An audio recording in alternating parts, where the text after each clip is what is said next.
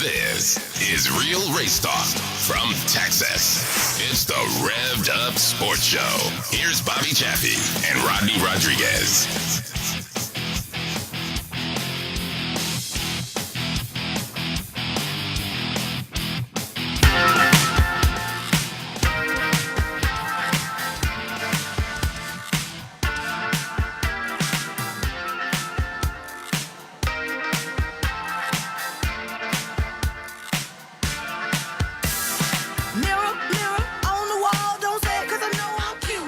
Know who that is? I have no idea. I didn't either until this weekend with ACL. Oh, ACL? Oh, like a Cardi B or somebody? No, that is Lizzo. Is that big girl? That's her. That's that big Sure. girl. No offense to the other big girls as we start off. Everybody, my wife and all of her bunch that go to that disaster down there, they were all crazy about that. They had to see Lizzo, and I'll tell you off the air what I thought that she said something else, and I'm like, anyway. But and then today, so she gets back, and they were all excited. They saw Lizzo, and I see today everybody's going crazy over this person. I got a feeling I know where that was going, but we're just all the camera's off center today. Apparently, I didn't line it up very good. We forgot to turn the on-air sign on. Oh yeah, whatever. But so it, all fired up about this. I'm like, and so today I'm like, okay. I asked the wife. I said, so I'm gonna play some Lizzo for some bumper music. What should I play? And she's like, well, you need to get in there and kind of check out. It's actually not bad. It's not bad. I mean, I didn't realize. So this is actually a song that's like famous. I think this is the one. Baby, how you feeling? No, that ain't the one. So this is actually one that I've heard. This is what show prep looks like, everybody. Sounds like the Peanuts. Yeah, right. So a couple of these, I'm like, not bad, but so Lizzo. This is the one. I've heard this before somewhere. I don't know if it's on a commercial. I don't know, maybe. I don't know if it's when the kid was still here playing it all the time. But well, remember, we can't play too much music. Yeah. Facebook will be upset. We'll cut it down. But hold on, I gotta go fix the camera. Yeah. So Lizzo. So hopefully, if you went out to ACL. Well, if you went out to ACL this week, you made a mistake because you should go next week because the temperatures are going to be much, much better. The temperature is going to be much, much better as that little bit of a cold front comes in today, and that felt good. And next weekend is going to be unbelievable. But, of course, also at ACL, I mean, the one that I would have liked to have seen if I was going to go down there, Guns N' Roses was there. I know, with Slash. I know. Tracy was telling me that, they have all the screens and all that stuff going on there. And she said that they would zero in on him playing. Just his, watching him do what he does. I mean, he's a bad son of a bitch right there. I mean, remember the bottom line. I mean, he was at Steve Sims' Halloween party that one year. Yeah, that's right. He was. That's right. He poured me a drink. I haven't been right since. I don't know what that was in there. I don't know if they put some chlorine in there or what it was. But I heard a couple of different people say, and even my wife said it. She's like, wow, but yeah, Axel's gotten a little fatter. Yeah. I'm like, and? So? Was he still doing shows in his underwear? I'm like, so? So what? Aren't you and Axel about the same age? Pretty damn close. Yeah. Pretty damn close. I haven't seen him in a long time. I don't know his level of fatness. I mean, his level of bigness. Fitness? I see, lack thereof? I see myself in the mirror, and I know how I am. So, whatever. It happens. You get older. Age gets to you. I'm learning that the hard way. Dude, speaking of age, so I had to go with this little foot ankle thing, PTTI, that I have going on. So they're like, you're going to have to come in for physical therapy. And I'm thinking, whatever. I'm like, I'll just show up. Yeah. I'll just show up. And so I go the first time, and they give me all these exercises that I'm supposed to do. Dr. Brent Brotzman. If you've got something that's not working right, you need go see Dr. Bratz. He's right here in Northwest Austin. But So I go the first time, and they give me all these exercises, and I've done them kind of every now and then. And I go in today, and he's like, let me see how you're doing them. And, of course, I was doing half of them wrong. He said, you need to be doing them like this. And so he works. And, I mean, I thought it was going to be 10 minutes out the door. They kept me there an hour. Kept me there Is an that the hour. one? Did you test your movement or whatever? It's improved. So it should be for the ankle to come back. You should be at least, I think, what did I say, 17 or 18 is where you should be. When I was there the first time, it was at a 1. Today, it's at a 4. Oh, so I'm getting there. I mean, that's good. So in about 10 years, I'll be back Better where I than need to 2, be. right? Well, Better yeah. I'm a go-getter. I see. But anyway, so... But See, y'all, I'm extremely sore. I'm hurting very bad. This is what happens when you have a race like Dover that was boring as hell, and a Cowboy game that ended up not being very exciting. Although as a proud Houston Texan fan, hell yes, I'm very happy about that. Those Cowboys.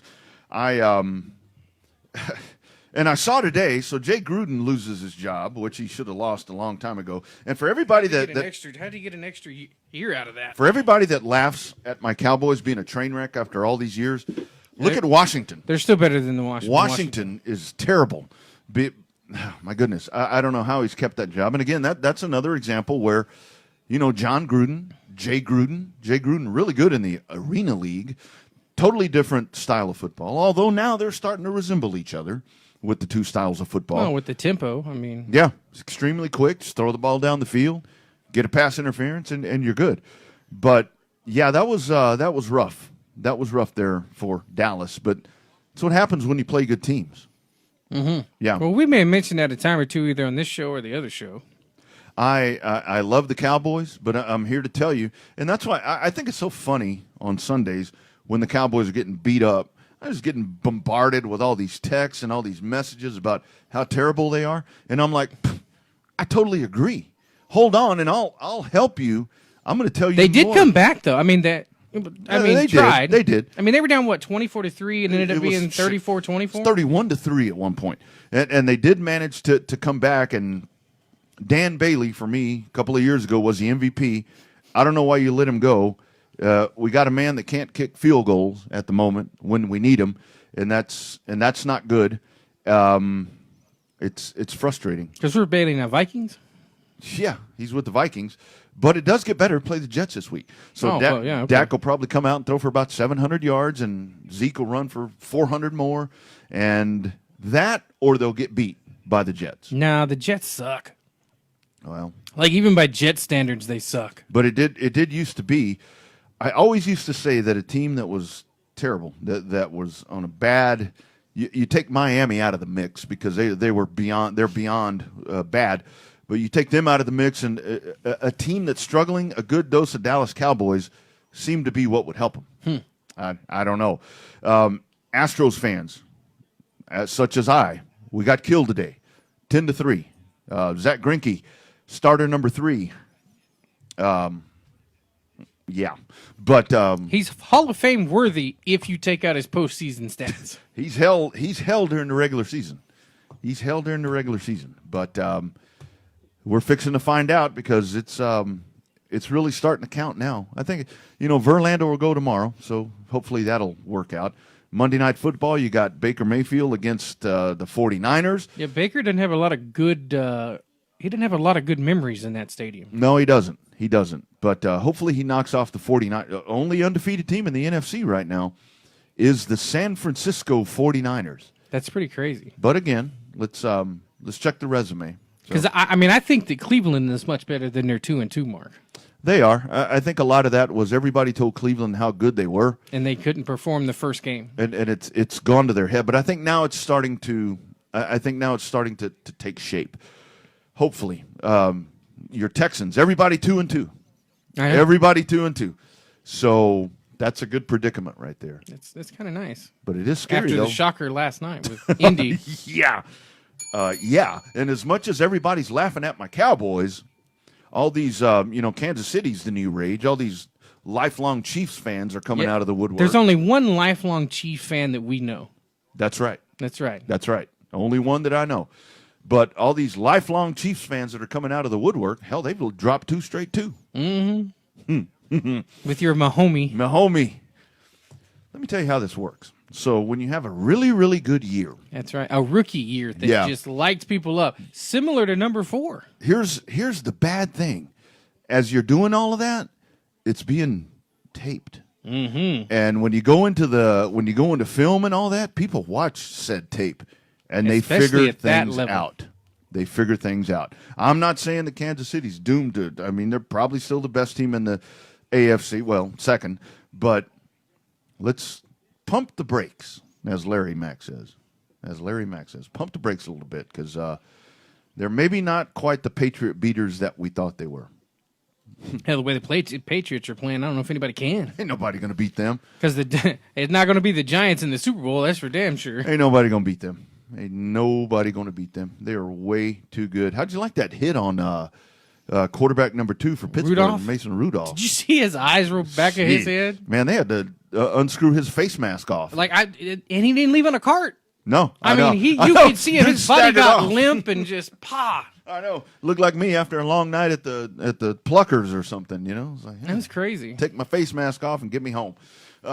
Anyway, but let's talk about some racing. That's right. By the way, 6:45 local time, and OU still sucks. Ooh, big week around here. I love how my man Craig Way today on his show, he's like, big game coming up. We'll also talk about Texas OU, Battle of the Lakes coming up. Oh, is that this week too? That is this week too.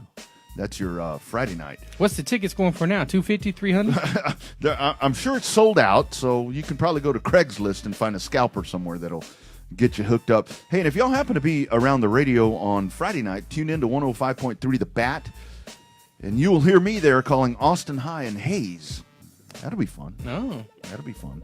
That'll be good. You just a universal broadcast? You're not picking a side?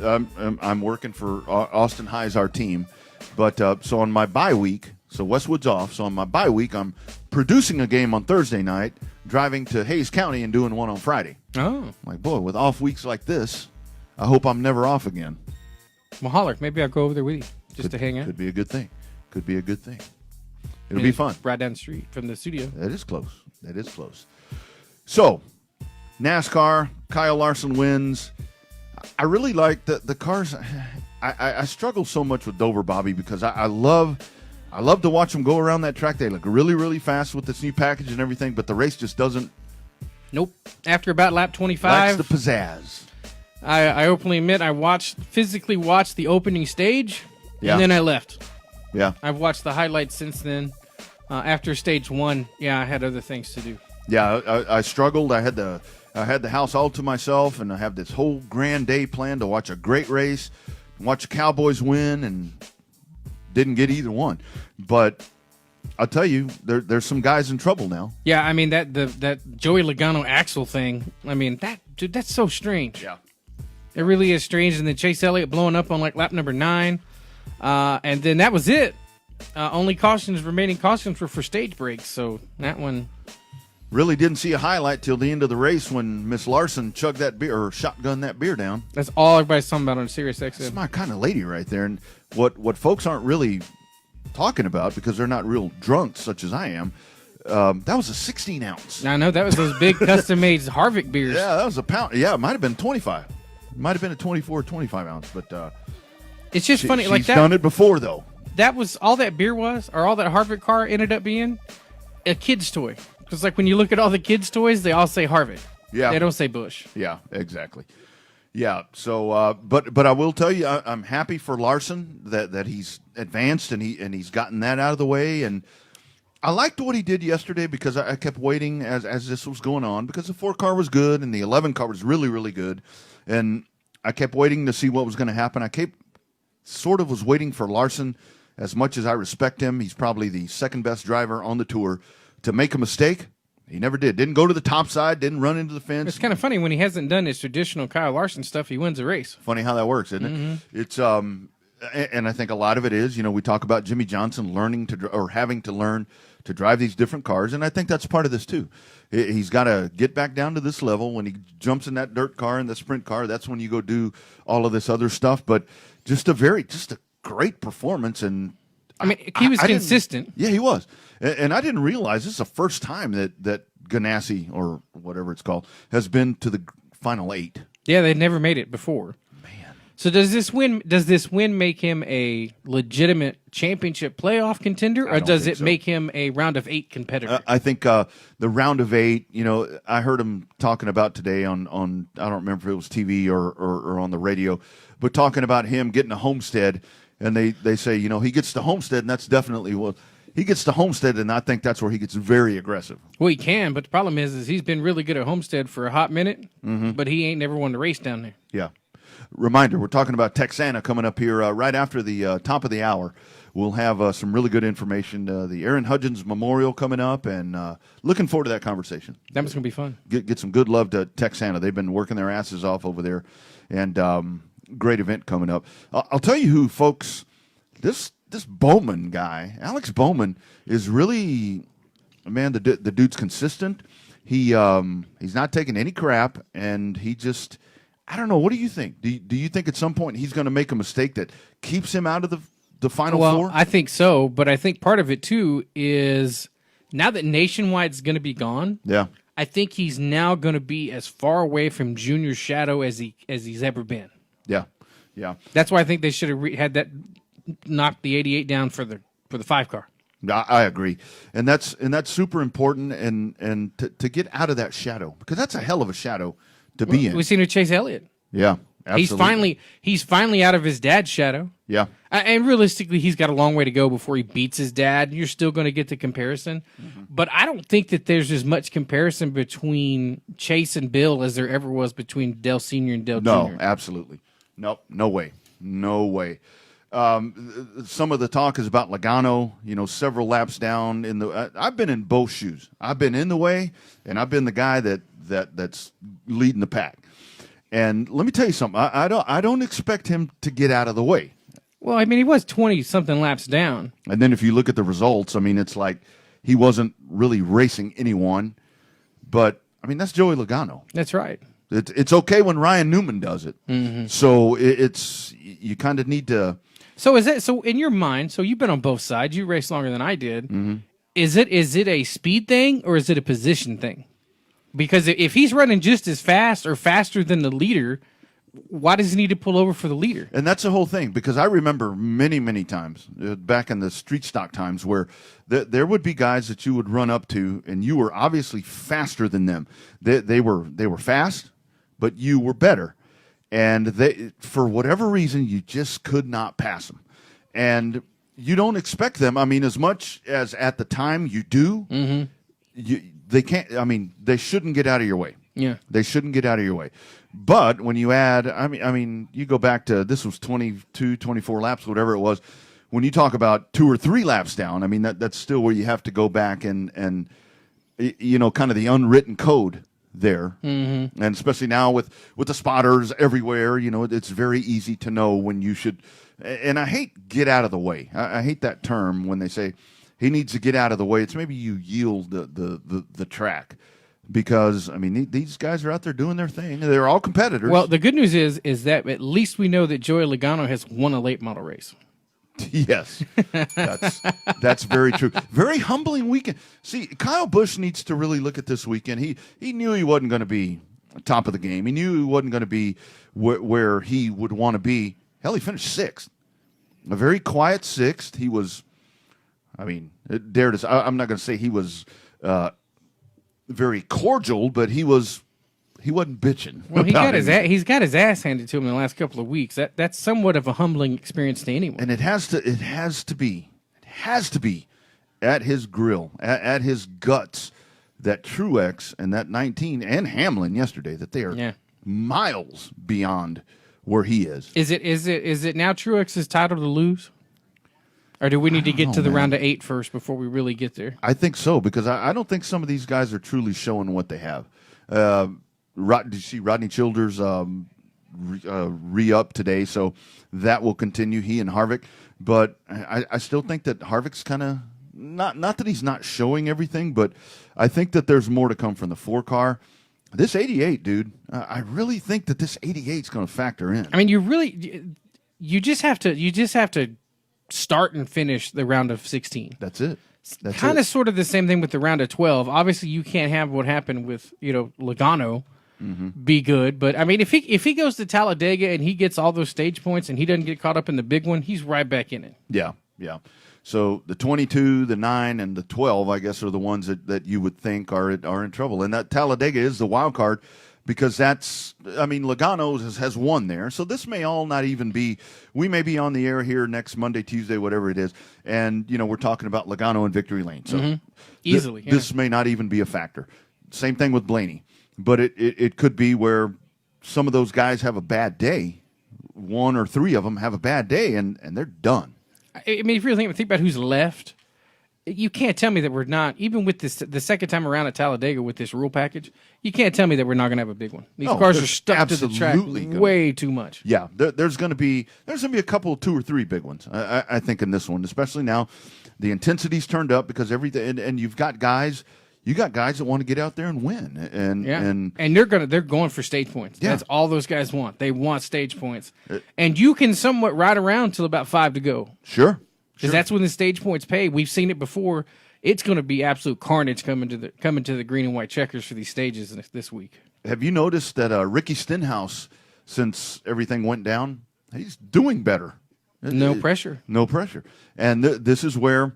I really think with Stenhouse that he's got to race a little bit different. He's got that really, edgy.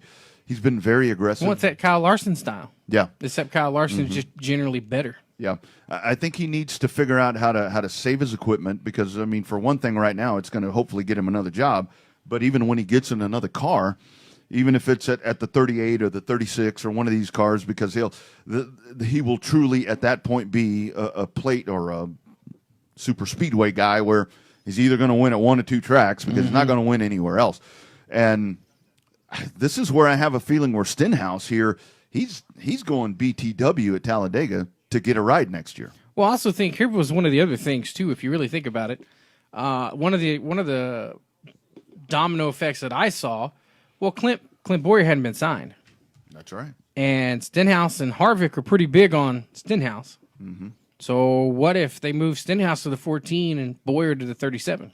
Yeah, could be. It could be. That's a good way to build the 37 team because you get that personality. You get that dude in there, and people will put money into that team. But they've already got the money. Yeah, they got the money. That's exactly right.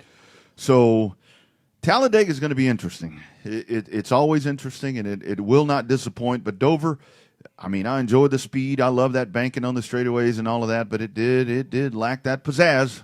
They look fast, but that's the problem. They look fast. That's it. They're just too fast for that 750 horsepower. They really are. Josh Berry wins the Martinsville. Wins it very easily. Yeah. Wouldn't you hate to be the guy that came up with the idea to pay the bonus for the guy that leads every single lap? Yeah. Hey, speaking of bonus, the Lone Star 600 got swept. I know. Somebody got a bonus. His name escapes me. I had it written down somewhere. But, yeah. And we were just talking with Brad Dixon last week. And it wasn't Kenny Wallace. It wasn't Kenny Wallace. That hadn't happened.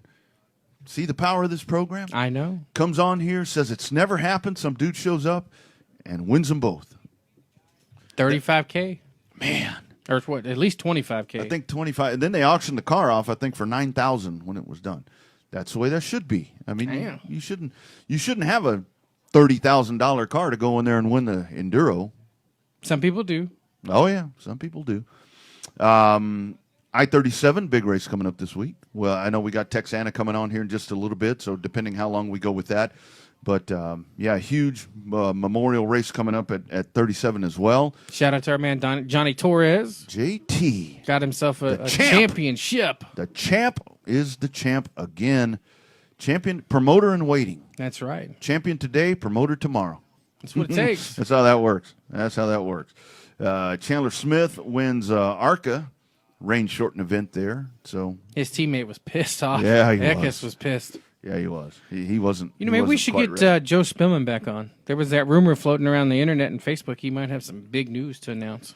Yeah, we'll definitely have to do that because even when the season's over, because somebody was asking me, so what do y'all talk about when the season's over? I said the same crap we talk about during the season. Little more football, yeah, but not because it never ends. I mean, there's always something happening, and lots of races coming. I mean, we're not putting everything in the ground. There's still races to come. Yeah, we will have definitely something to talk about. Obviously, we're still going to go to the Snowball Derby.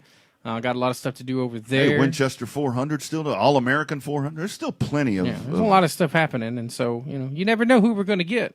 I wish I had. Looking at the schedule of races here the next couple of months, this is where I wish I had a plane that I could fly myself. I would fly to all these races to go watch them. Yeah. Or somewhere close and check them out. A lot of races on the list that I want to go to, but I don't have the funds to go there. Well, yeah, both in person and with a car. That's exactly. Well, no. I don't want to. No, the funds I'm talking about, I can only dig up the funds to go as a spectator. Yeah. Yeah. No car. Don't forget, we can make an advertising plan that works for you on a budget that works for you too.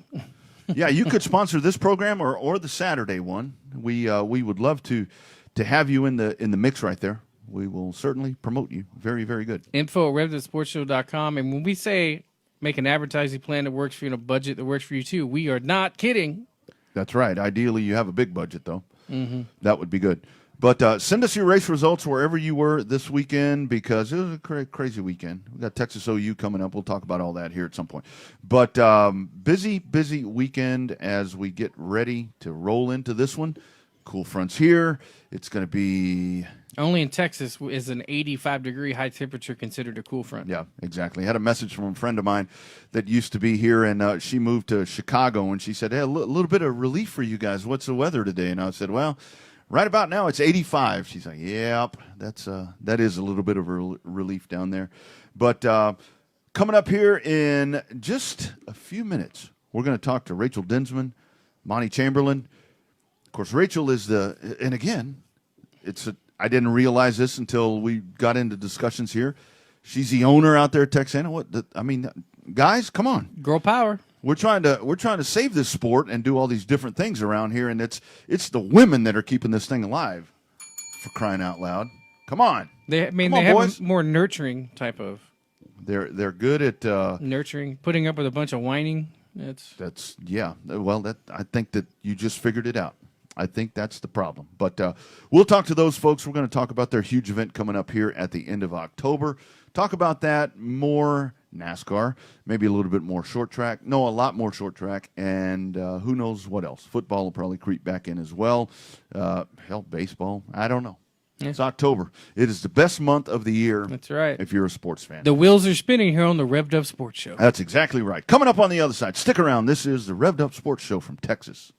Saturdays at noon, Revved Up ATX takes over the Horn airwaves. Rodney Rodriguez and Bobby Chaffee discuss the world of motorsports, including winners and losers at 12:15 and places for races at 12:45. It's Revved Up ATX, Saturdays at noon on the Horn, where Austin talks racing.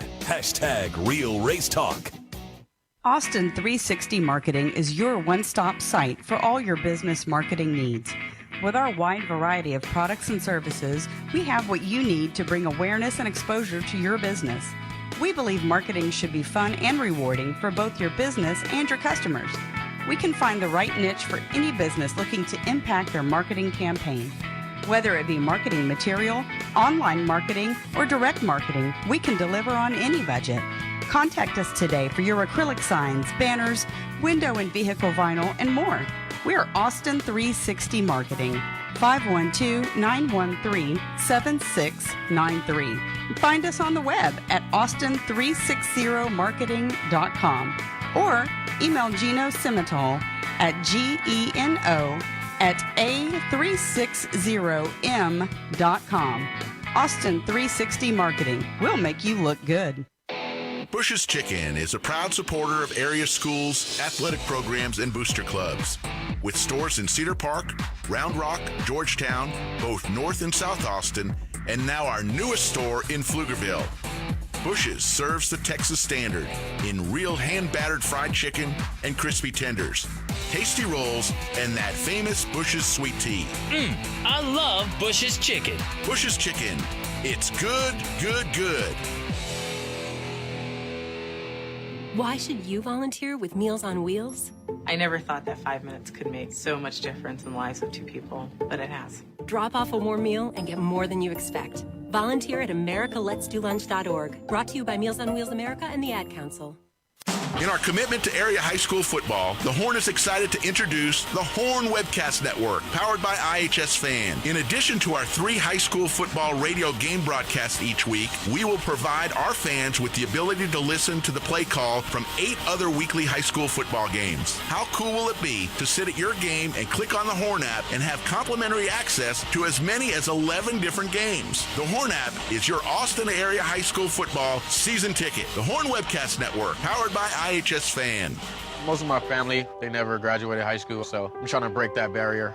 My daughter, Brooklyn, was also a motivation for me to go back to school. Every day after work, went straight to school, and it paid off. At age 26, Kareem finished his high school diploma. I could not have done it alone. I see the future is really bright for me. No one gets a diploma alone. If you're thinking of finishing your high school diploma, you have help. Find free adult education classes near you at finishyourdiploma.org. Brought to you by the Dollar General Literacy Foundation and the Ad Council.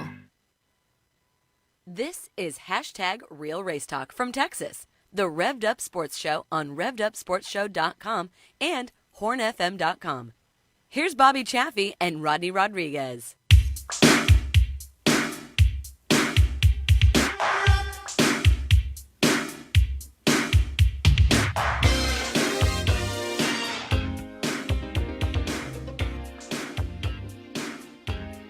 All right, back here live again on a Monday edition of this humble little show we like to call the Revved Up Sports Show. We're live, Austin, Texas, home of all the great stuff, the Formula One track over in Elroy, the Austin City Limits Music Festival.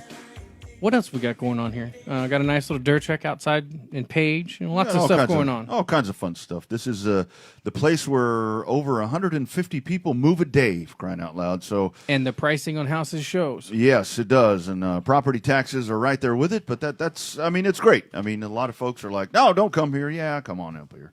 Even in the suburbs, we're here in Round Rock, is where the studio is, and you know, it just kind of down your way. It spreads out, and that's okay. That's really okay.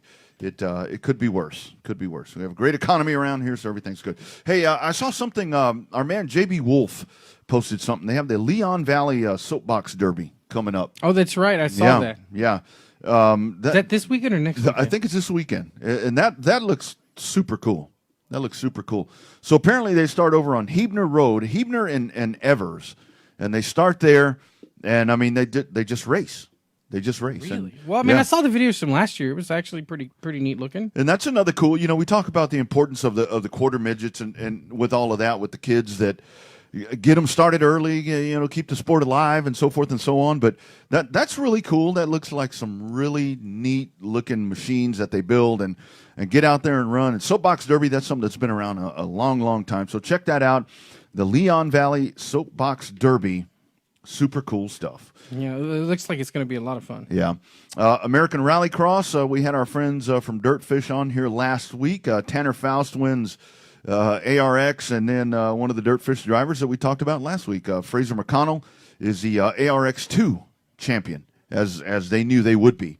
So congratulations to those two. It's super cool. If you have the opportunity to go out and catch one of those, or motocross, kind of one of the same, but just one with a car, one with a motorcycle. Go check that out. Mm-hmm. Fun stuff. Mm-hmm. Good stuff. Plenty of different ways to consume motorsports up in here. Up in here? Up in here. Up in here. See, we need to get a different drop going for that. Yeah. Up in here. If our man Dylan Fry was with us, we'd be having that drop right now. That's right.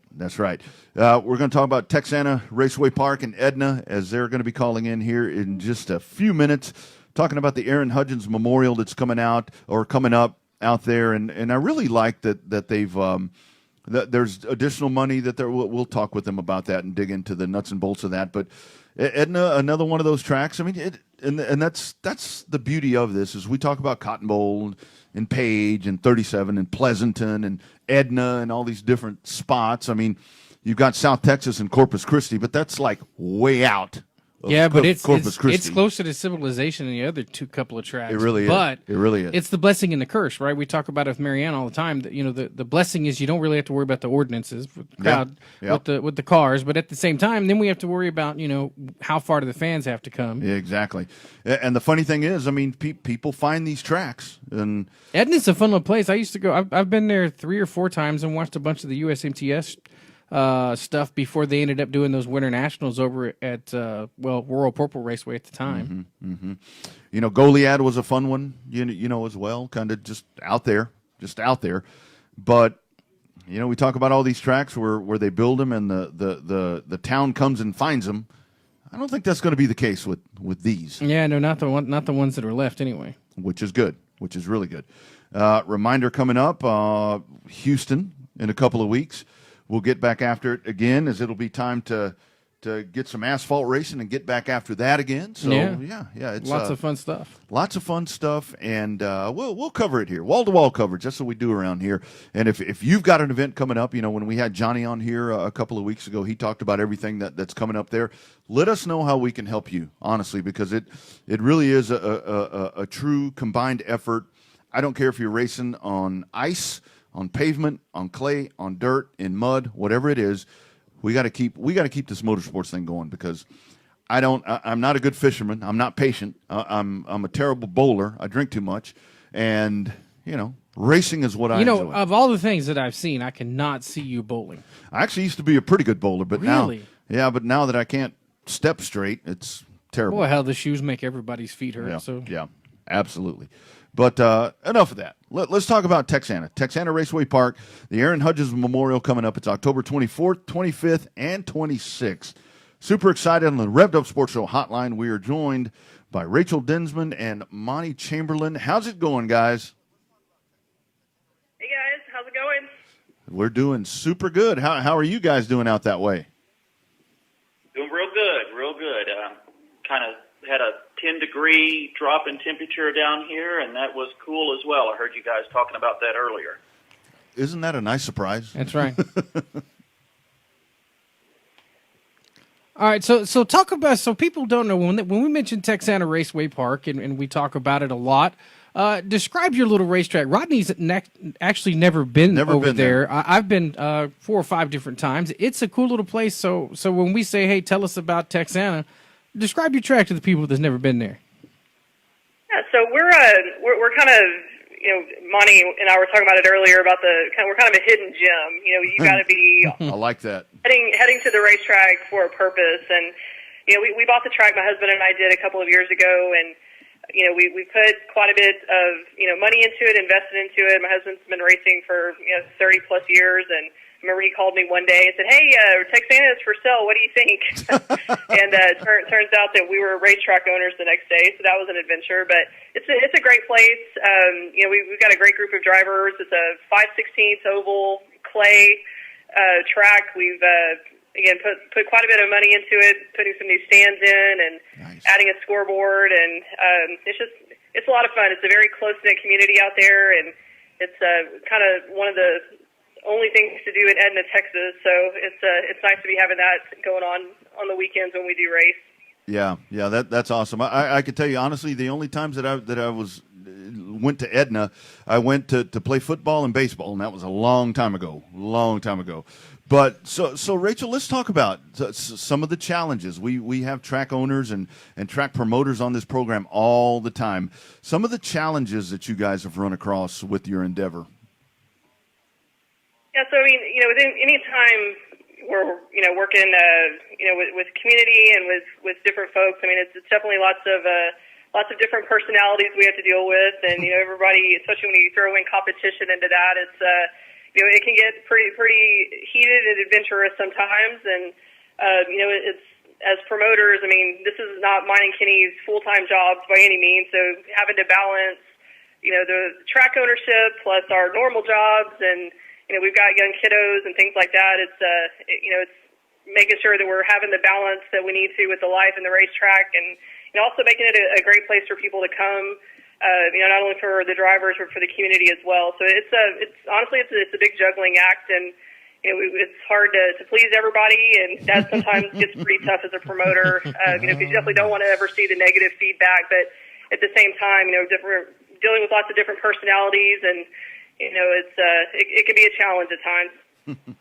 Well, Rachel, I've been there a couple of times. I remember the last time I went, the McDonald's closed at like 10 o'clock when we were leaving the racetrack. But so talk about the mentality of the track. We were talking about where all the tracks that are the dirt tracks in our area, south of Waco, are all kind of in a rural type of area. Is it a blessing and a curse for Edna to be like that far out? Is Edna, have you been able to get enough sponsorship locally from some of the different small town businesses that are up there?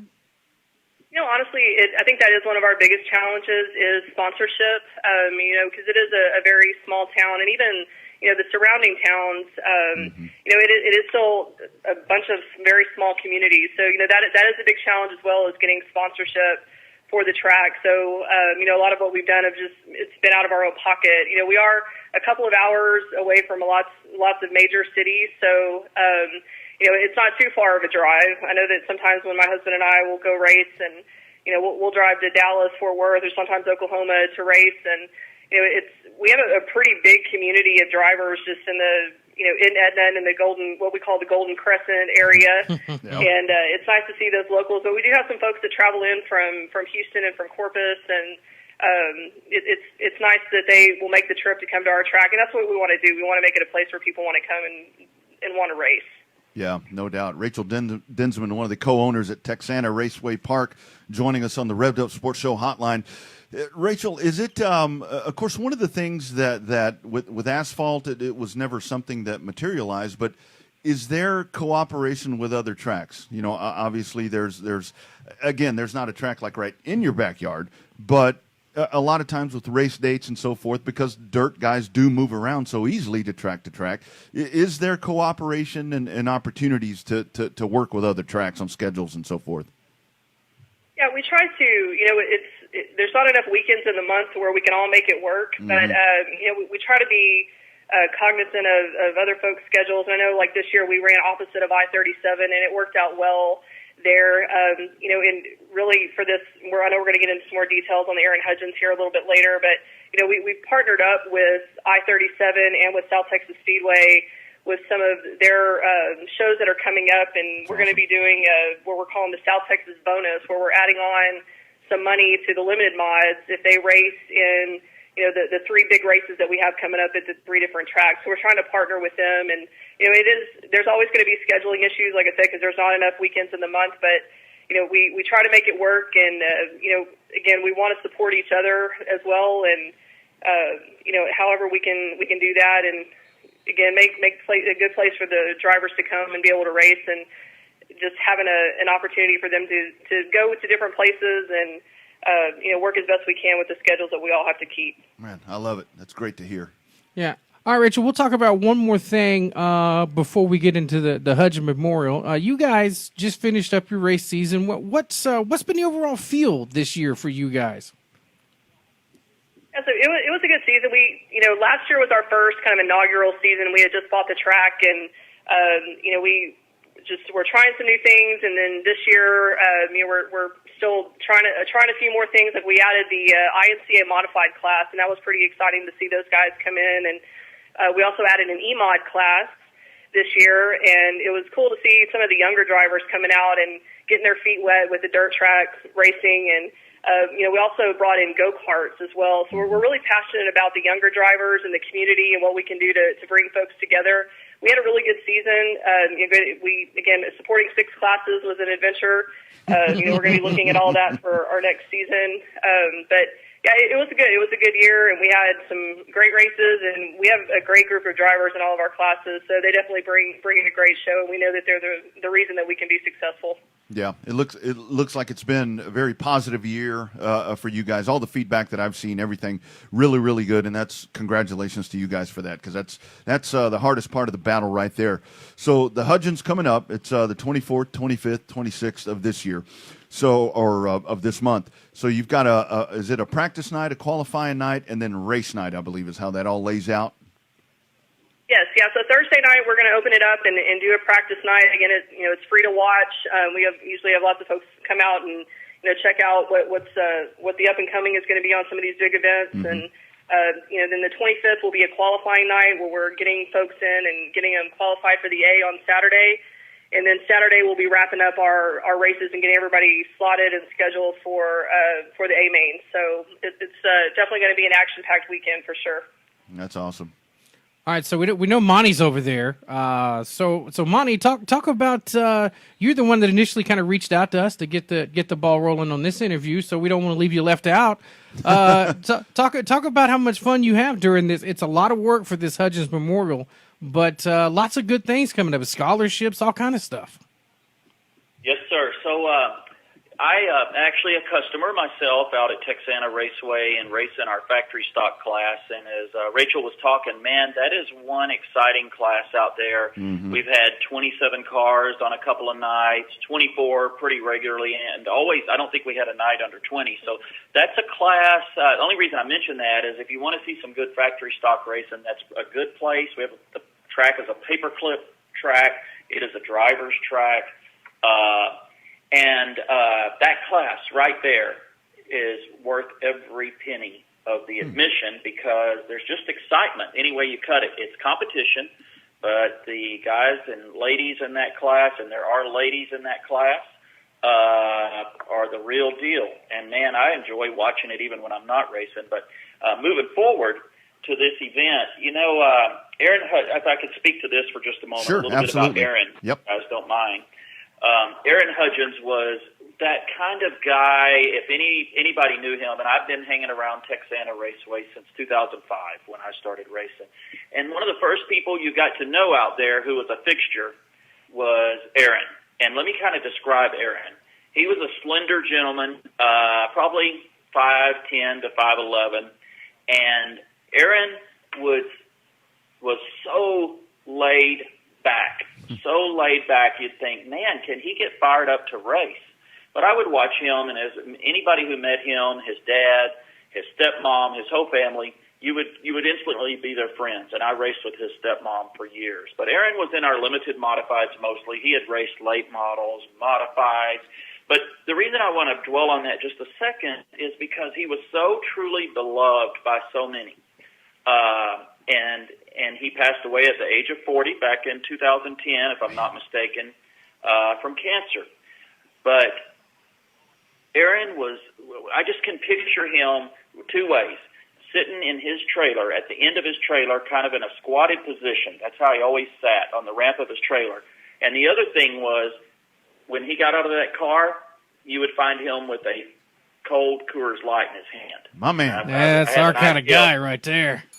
Yeah, and I have an idea of something I might bring out there as a treat to memory of Aaron for the big race. But so, when Aaron passed away, and it was untimely, and again, one of the reasons this became such a phenomenon, truly a phenomenon if you ask me, that when this race has been held, is because he was so beloved. His family, everyone knew, and Aaron could just get in a car and drive just about anything. You think your car wasn't competitive? Put him in your car. He'd take it to the front. Nice. You've heard about those kind of guys, oh, yeah. right? Yep. And that was Aaron. That was Aaron. So when he passed away, pretty quickly, I mean really rapidly, some of his close personal friends in Cuero assembled a scholarship fund really rapidly.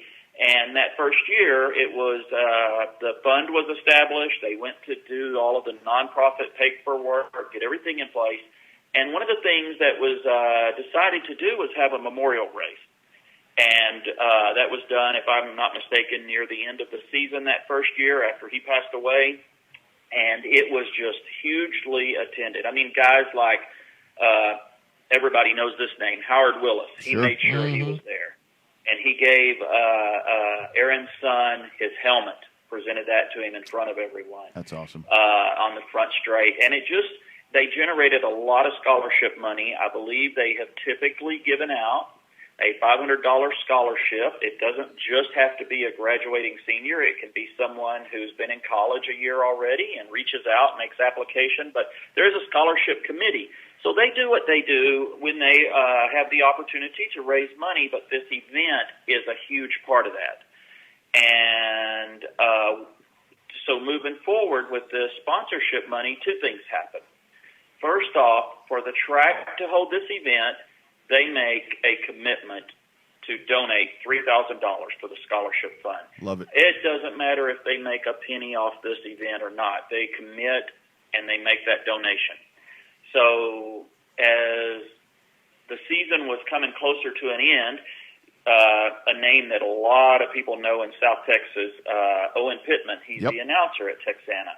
He ran South Texas Speedway for years, been involved in a lot of things, helping with an incredible go-kart series down in Corpus right now at a track. But anyway, Owen is the track announcer. He called me on the phone. It's just about how it fell out about 5-6 weeks ago. Mm-hmm. He said, hey, can you call me?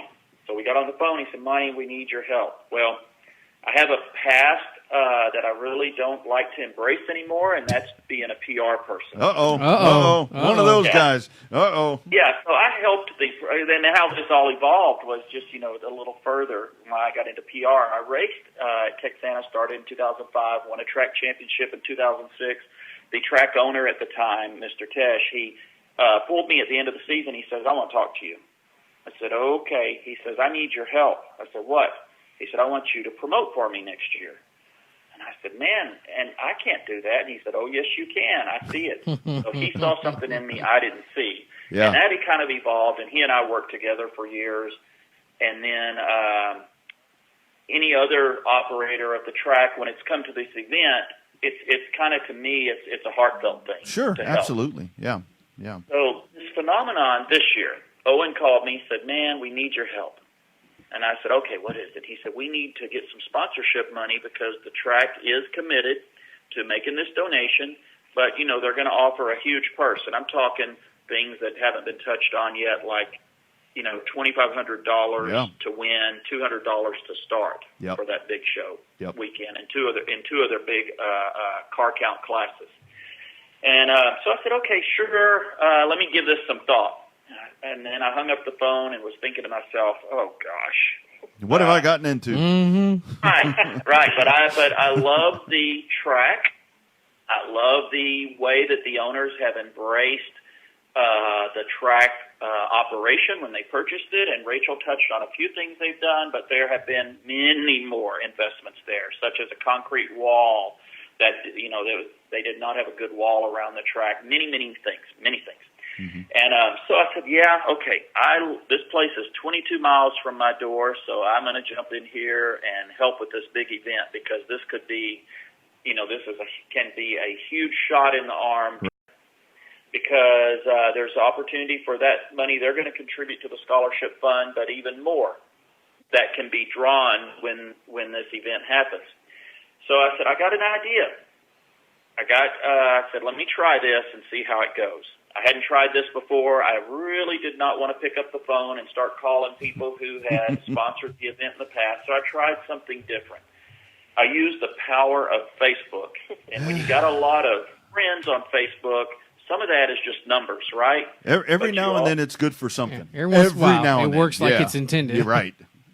Yeah, and then when you find out a few hundred of those are actually people you know, and they are your friends, that turns out to be awesome. So what I did was on a Friday evening, I guess it was, I made a post talking about the event, kind of a compassionate appeal, and said I kind of wanted to create like a buyer's group does for FFA or 4-H. You have a lot of people come together sometimes to buy kids' animals together. Mm-hmm. So I said, let's create a sponsorship group. I kind of gave it the label of the Friends of Texana, and I just can't tell you how overwhelmed I was the way that thing took off. Today, this group of 43 people, some of them are business owners, some of them are individuals. We have generated $6,420 in sponsorship money for this event. Yeah, and it's all good money because I've collected most of it. Yeah, that's. I saw that number, and you know, Monty, one of the things that folks don't realize, because that's just it's just a grassroots effort to make that happen. And what folks don't realize, I was looking at your list of donors that you have on there. I mean, it doesn't matter if it's a couple $100, it doesn't matter if it's $50, $20, whatever it is. Anything really helps this thing just grow legs and take off. Yeah, you're exactly right. And that's kind of the way I approached this. And again, you know, I don't work for the track, but I care about it because we don't have them everywhere you turn. Mm-hmm. I have been to Cotton Bowl. I've been to I-37. I've been to South Texas Speedway. I've been to every track within Texas. Actually, I've visited every track in Texas. But I love, personally, that I have a track 22 miles from my door. Absolutely. That's incredible. Yeah. And I think the people, so I want to, say that, yes, I planted the seed, but that phenomenon is because of other people who care about Aaron Hudgens, cared about Aaron, still care about him, care about this event, and care about Texana Raceway. That's what I believe made this thing take off. That's beautiful. I love that. That's awesome. I love that. So let's talk as if the money raising portion is not the coolest part of the show, but racers have a tendency to pay attention to these big races with the big purses, and this one's going to be for either of you guys. How cool is it to get that almost 10%? When I'm looking at the limited modified purse and I'm looking at the factory stock purse, both of those purses are identical. It's $2,500 to win, $1,500 for second, $850 for third. And then, from 11th to 24th, it pays out $200, and even non-qualifiers get $50. I mean, how cool is that to distribute that all the way through the field? Yeah, that was what the Friends of Texana did. It was amazing. Honestly, I was just blown away and so appreciative of Monty and Owen's efforts and all the folks that donated. And it kind of takes a little bit of a weight off going into this event, knowing that the scholarship commitment is covered and we're going to be able to continue to help fund that for the next, however many scholarships that they continue to give out, and being able to, truly offer up a good purse to these drivers and really make this an event that folks want to go to. It's amazing to me, and I can't thank the folks enough that donated to this, and you definitely saw everybody coming together to help make this event a success, and we're just super excited about it and very thankful to everybody that did donate to help us out with this. Yeah, and I think it really does speak to, and I see, I was kind of looking at your list of drivers and points and all of that, and there's very familiar names. So obviously you have a great track. I mean, because folks are showing up to race there. But it really does drive home the point that this sport, I mean, granted, we have to get new folks in. We were talking about that a little bit earlier, but it really does go back to that this is such a family sport where folks that have been at it for so long, with the connections they have with others, this is really what drives this thing. Yeah, and that and you're definitely right on there. I mean, it's definitely a family feel to it and a community feel, and that's one thing that Kenny and I are both very passionate about with the racetrack is having a place where the community can go that is very family oriented. Mm-hmm. We try to do something during intermission for the kiddos. We always do a 50-50 ticket giveaway, and we donate our portion of the 50-50 proceeds to some kind of local charity for every single race. And it's important that we provide a safe environment for folks to be able to come out and bring their family and just to enjoy this great sport. It's very entertaining, and like I said before, we have a ton of great drivers, and it's going to be exciting to see those folks come back for this last race and see the show that they put on, because it's always a good one. Yeah.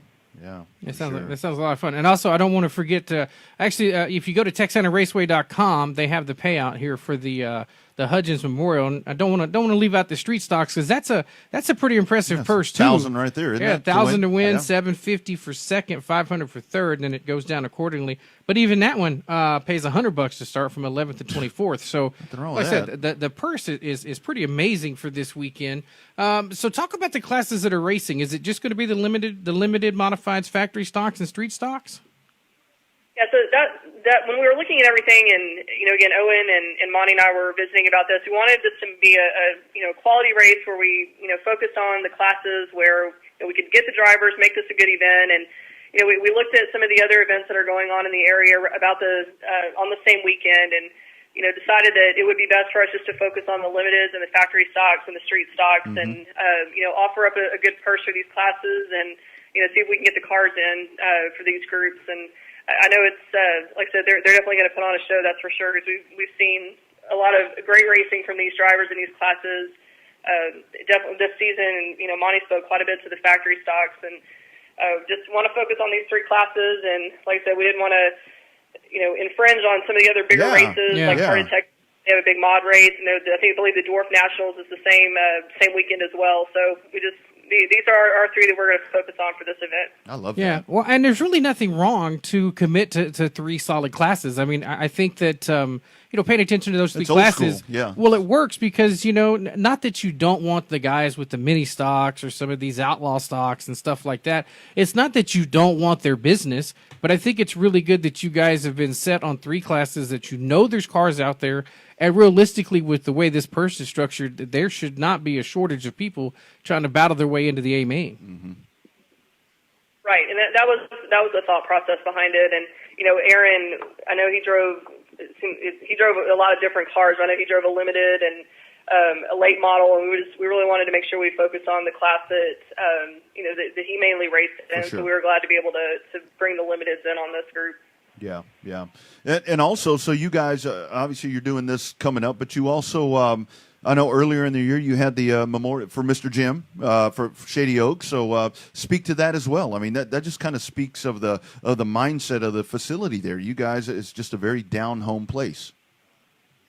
Yeah, so we I remember when Kenny and I met Jim for the first time when he had just moved his family out here from California and bought Shady Oaks. I mean, there was an instant connection there and an instant friendship formed. And Kenny was actually racing with him the night that he got into his accident and that left him paralyzed. And it's just, I remember we were going to visit him in the hospital, and I was extremely pregnant with our daughter, and Kenny and I were both saying, and Jim was saying to us too, that it's a good thing that we were in the hospital together, had the baby that day. Oh man.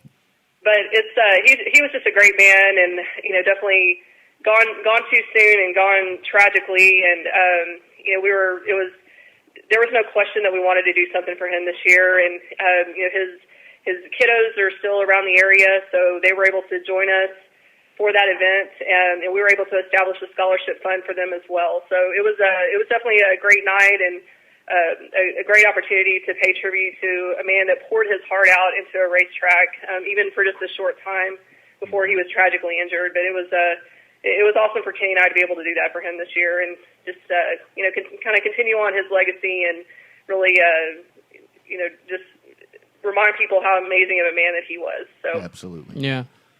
So we're getting a couple of texts in here on various things. Obviously, we're talking about the big weekend coming up for the Hudgens Memorial. Apparently, there's a lot of interest in your guys' tracks for 2020. Too soon to talk about any of that, or are we going to get through the Memorial race first before we concentrate on 2020? Yeah, so I mean, our focus right now is the Aaron Hudgens Memorial, and Kenny and I, like I said, we bought the track a couple of years ago, and it's like each year we're learning something new and something different that we need to do. And so our plan is to get through this Memorial race and then start looking at next year and looking at what we can continue to invest in this track and making it a great place for folks to drive, and really evaluating where everything is at and making sure that we're making the right business decisions for the track and for ourselves as a family. And that's definitely, we want to get through this weekend, but we're definitely already kind of in the planning stages for 2020. And I have to tell you, Rachel, you and Kenny both, I applaud you, because one of the things that we talk about with promoters on this program all the time is the plight of the promoter is they don't actually own it. You've got a little bit of leverage there because it's actually yours. So, I mean, you can do capital improvements or whatever you want to call them. But again, that's an investment right there. Folks want to be a part of this. How can they help you guys out?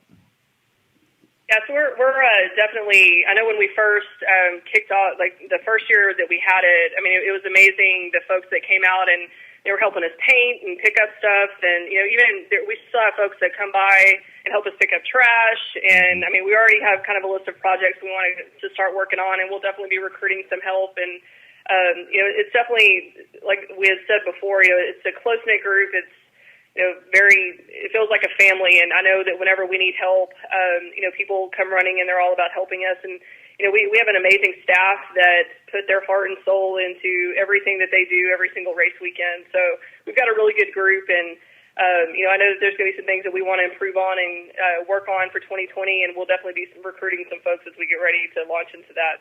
Nice. You guys got a big scoop tonight with that right there, right? We try every once in a while.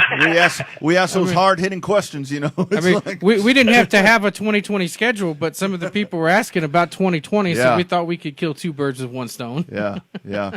But it really is. We've heard so many good things. So many good things. And I like what you said, kind of the hidden gem thing, because it is. I've got a daughter that goes to college in Victoria, and, so I'm getting really familiar with out that way. Again, I used to run around there a lot, but I just think that there's so much potential there, and it sounds like the way you guys are. I love homegrown things. Like Bobby and I, this show is very homegrown. We learn on the fly. We do this. We take any help we can get. And it just really seems like you guys are bringing the racing community together and putting on a hell of a show. Yeah, and that's the plan. And I got to brag on Monty and on Owen Pittman too. Absolutely. We were kind of, Kenny and I were both just thinking about this race and what we needed to do. And Owen and Monty have been a huge help with helping us get these things figured out and acclimated. They both have experience with promoting, and it's just they've been a tremendous help for us, and that was, I feel like, one of the gaps that we had with the track this year is really needing that help from a promoter's perspective. Because Kenny, he's a driver, and that's what he is, and right. It's hard to put on the racetrack promoter and owner hat. So it was good to get some feedback from these guys and get some I guess tips of the trade, so to speak, from those two very influential guys, and just very thankful for that. So, well, I'm glad those two are worth something. That's right. You finally figured it out. If I could throw something in, I was going to tell you. Yeah. As a customer, there for the last 14 years, and I got to roll back. Before we lived in Pflugerville, before we moved our family down here to the rural area, but I went to a race at Texana maybe around 99, 98, I don't know. But they had a wedding out there. And if I'm not mistaken, the bride came out on the front straight in the back of a hot stock truck. And I thought, man, isn't that awesome? I got a feel for it way back then. And back in those days, they may have had 2 classes, maybe 3 running, and Texana just wasn't even known by anybody out of the area to me. And as a customer, I love every dirt track that's open because you can go do this thing we love. But I love the way it feels for me at Texana because, don't get me wrong, racing is competition. I've coached Little League, I've coached soccer, and you want to see some emotions? That's some emotion. But yes. Racing is almost, racing is about where you see the most emotions I've ever seen. And it's just how it goes, but it's part of the territory. But so don't get me wrong, there's going to be emotions there and people who are unhappy sometimes. But as far as a warm kind of, I don't know. When I moved down here, I moved with no friends. I have hundreds of friends, I feel like, because of that place. And it just can, and there's going to be upset people sometimes, but I've never been in the pits of a track in the 14 years I've been racing that I just felt like it was like, man, this is my second home. Yeah. And that's truly an awesome feeling. And that's good to hear. Yeah. That's what brings it all together. And for the Dinsmans, I think, I don't believe I've told Rachel this, but I've told the past track owners there, you think you got a lot of friends? Buy a racetrack. Yeah. Or sell racing parts. Yeah. One of the two. But, and I got to tell you, it really does. I'm going to try to get my ass down there because I've got to tell you, This sounds like I've done this for so long, guys. It's too long, and it really sounds like the stuff that I grew up around, where it's that really comfortable feel where you go to the racetrack and it just feels good to be there. And it sounds like that's what you guys are doing there. Yep. Yeah, we're definitely trying. And like I said, our staff is phenomenal, and it's like they own the track with us. That's what it feels like. Is everybody is invested and engaged. No, they're not just showing up just to get their paycheck and head on and go home. It's like everybody's got a tie to that track. But a lot of our family members are helping us out in the concession, and it's just we couldn't do it without them. And we're very thankful for our staff, and they help give it that feel and that environment. So we're fortunate. Rodney, Bobby too. You guys come down here next year. Give me a heads up. I'm going to treat you to one of their awesome burgers. Oh, man. Get us to the heart. Beer. Free tickets.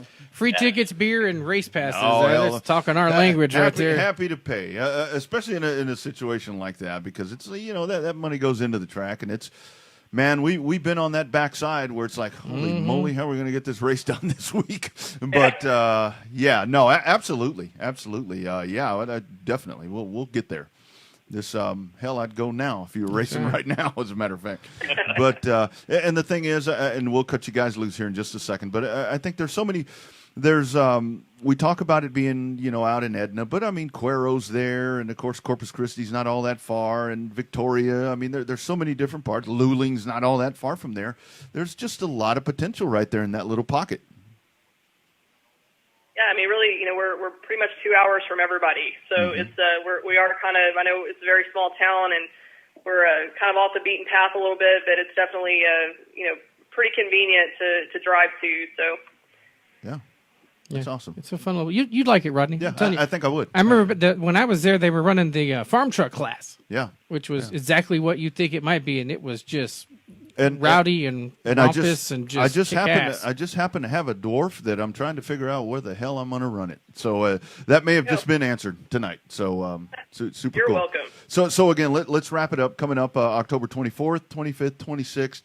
Kind of run through that schedule one more time and give folks a website, admission, all that stuff. Folks always ask, what's the cost to get in? I'm like, well, I don't know. Go online and look. I don't know. So we definitely use Facebook quite a bit. Our website, TexanaRaceway.com. But October 24th is a practice night. Our gates are going to open at 5 p.m. We're going to practice from 6 to about 11 p.m. Pit passes are $20, and if you want to just get in and watch everybody practice, that's free. October 25th is what we're calling our qualifying race night. Our gates are going to open at 4. We're going to have our kiddos out there with the go-karts at 6:30, and we're going to start racing at 8. Pit passes are $35 for that night, $13 for adults for general admission. We do a military discount, and seniors, that's $10. Our kiddos 6 to 12 is $6, and then kids 5 and under are free. And then on the Saturday night, which is our main event night, the pit passes are $35. General admission is $20. Seniors and military are $15.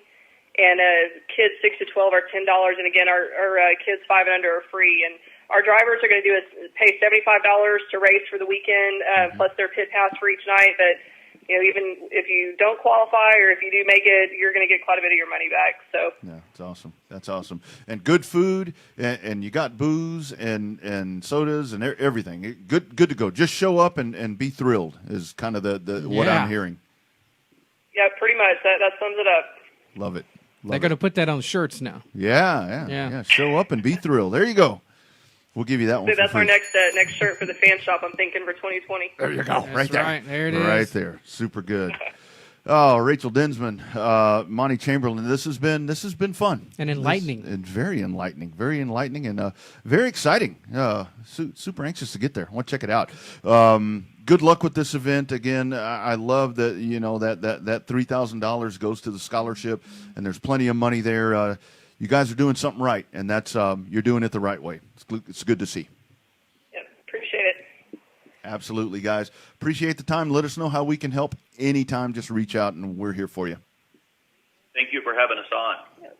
Absolutely. Y'all have a good night. We'll see you soon. Thank y'all. You too. You bet.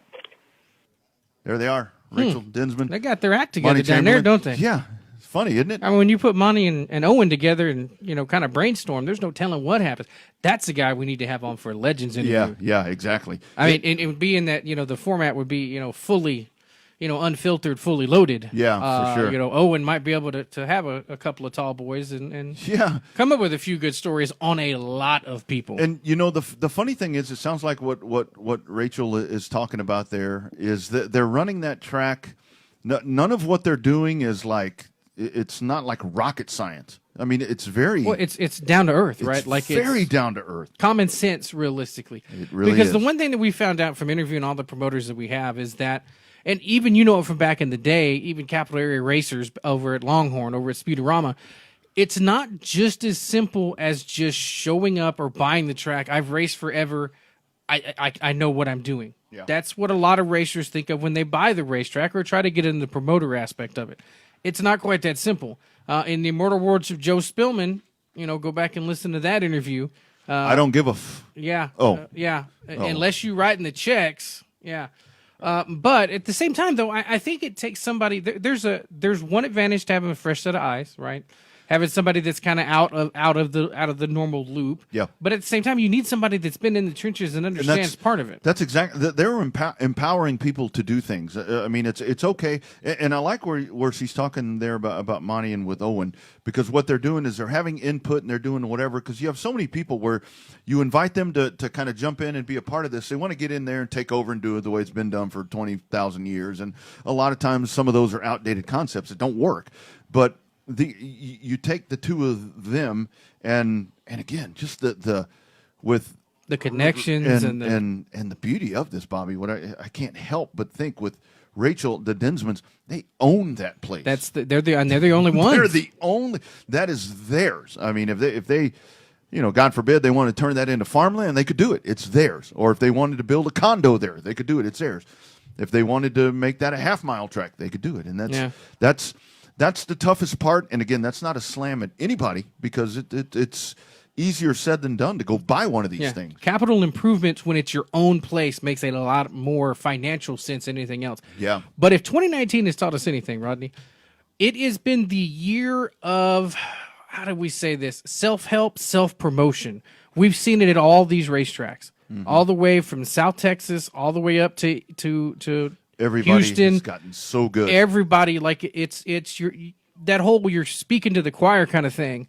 But I think that a lot of the members of the choir, your race teams, your drivers and stuff along those lines have learned that, we can't just be selfish. It can't be just about me. Well, everybody's working together trying to promote all this different stuff. And I think it's worked. We've seen it work at Cotton Bowl. We've seen it work down at I-37. We've definitely seen it work over in Houston. Yeah. And it really goes down to, I mean, what you do. Obviously, you don't pawn stuff off, but you put this in the hands of us, of the people that enjoy doing this. We're the best salespeople that there could be. That's right. Because if you want to try to capture new audiences or new whatever, who better to explain the passion and the fire that burns in our balls and guts for this than we? Yeah. I mean, because if a racer is excited about going somewhere, well, hell, then I should be excited about going there too. Yeah, I was talking to somebody at Pluckers on Saturday. It walked up and we were sitting at the broadcast table, and he said, "Who are you?" And I told him who I was, and he goes, "Oh, I've listened to that show a couple of times." He said, and I heard y'all explain. I forget what he was talking about, but he said, and I sat down and I watched a NASCAR race that following day. He said, and I really got a little feel for it, and now every now and then I'll check in. Because I have a little bit of vested interest, because I understand a little bit from what y'all said. And that's what has to happen here with these short tracks. I mean, we are the people that can go out and sell it. And like we said there, a lot of people say, well, that's an Edna. Yeah, but look around Edna. I mean, Victoria's good size, and Cuero and Corpus. And I love how she's partnering with those tracks. They're onto something there. Well, they are onto something there. There's an advantage. Johnny Torres talked about it a couple of weeks ago. There is an advantage to having to worry about number one. That's normal, right? Absolutely, yeah. You gotta be able to make the business plan work for your own track.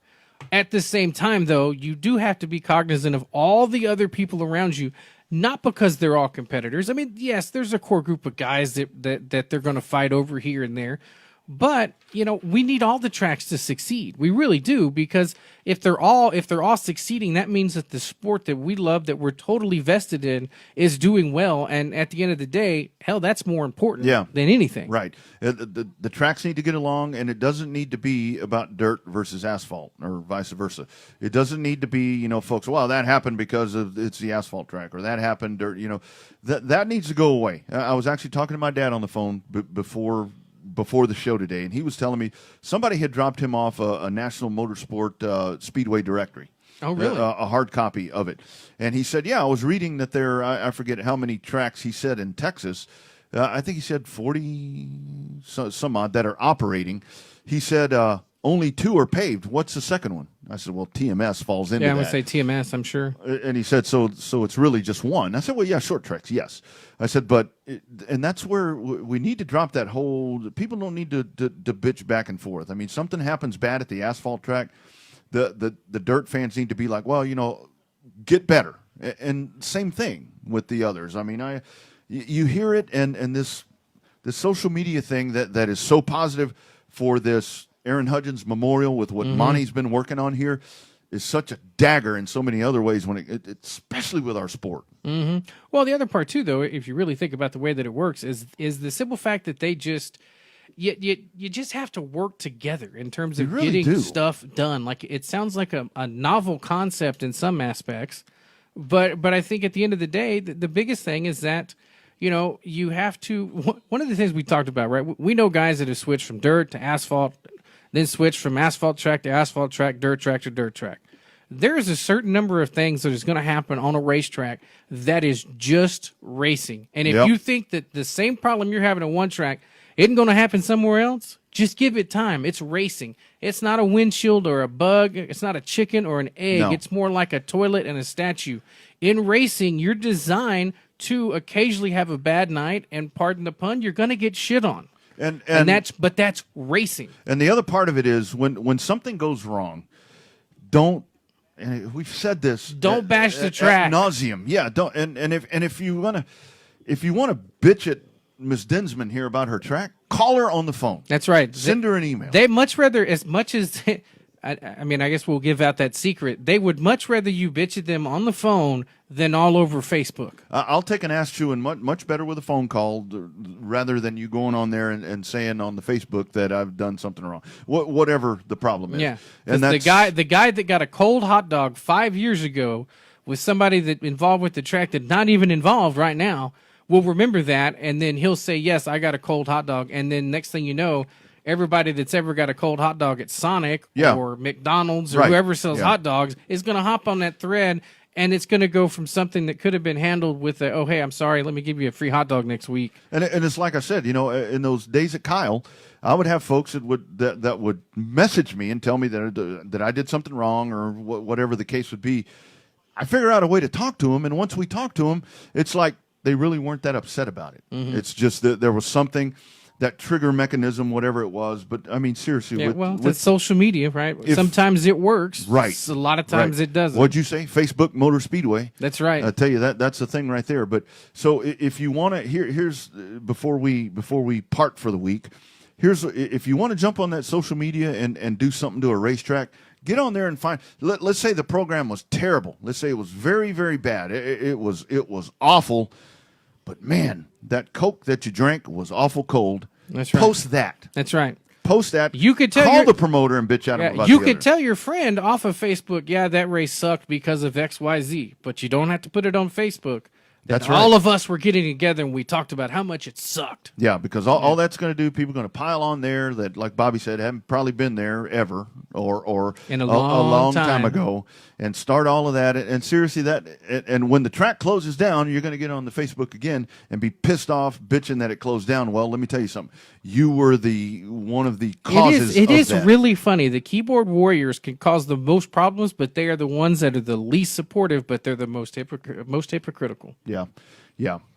Kindness is not that bad. And I'm not saying kiss ass. I mean, just don't be, it's not the end of the world. You don't have to sit there and just rip the promoters apart. Because realistically, we all have it. you're going to have a bad day. Oh, my God. You're going to have a rough race. We've been in a few of those races. We've been on both sides of it, from the admin side to the driver's side to the announcing side. Not every race is going to go perfect. Hell, most of them don't. Yeah. And you'd be surprised, not speaking for Rodney, but we know from experience, you'd be surprised at some of the stuff that we think is going wrong that end up not actually being all that bad because of the way that everything kind of turned out. Yeah, stuff where I know the first race there with Gina and Brad and Tiffany, we ran the first race and we're beating each other up about whatever, and all the different folks are like, we'd have never known. Yeah. We'd have never known. Yeah. And nobody said anything. Nobody complained about what we were concerned about. And I'll tell you, if you're that bitter and you don't have a pet, you need to get one. Because the pet will love you even when you're being a poopy head. Or better yet, if you're going to be that critical and you want to make things better, call one of the promoters. I bet they put you to work. They will put you to work really, really quick. And let me tell you something, the millions of dollars that you make doing that job, oh, no, you're not going to make millions of dollars. Oh, that's right, yes. You're not. So appreciate these folks, because just like they were talking about, like Rachel said, her husband races out of their own pocket. Her husband was a racer. They took this on. They bought a racetrack. Monty's doing this because he loves the sport, because he loves going to Texana, because Aaron Hudgens. We all do this. We don't have multi-million-dollar businessmen buying these tracks up and starting sanctions and doing all this stuff. Yeah. We're doing this on our own. Mm-hmm. Dirt, asphalt, ice, whatever we're racing. That's it. Man, what a great interview that was with those folks. The Aaron Hutchins Memorial. That's right. A great event. October 24th, 25th, and 26th at Texana Raceway Park. Hope you enjoyed this preaching session. Saturday show probably preempted due to the Red River rivalry game. Little game going on. When we hear something about when we're back on live Horn Radio, we'll get you a Talladega preview somewhere, somehow. Hey, keep up the. Feel free to post negatively there about that if you like, or positively. Crying out loud. All the archives are at RevvedUpSportsShow.com, RPMRadioTX.com, HornFM.com. Both shows, everything is there. Hope you have a great week. Bobby, Rodney, be nice to someone. You never know what they're going through. You're going to feel better also, especially for their track promoter. That's right. Enjoy the cold front, everybody. Yeah. Bundle up. Have a great week, friends.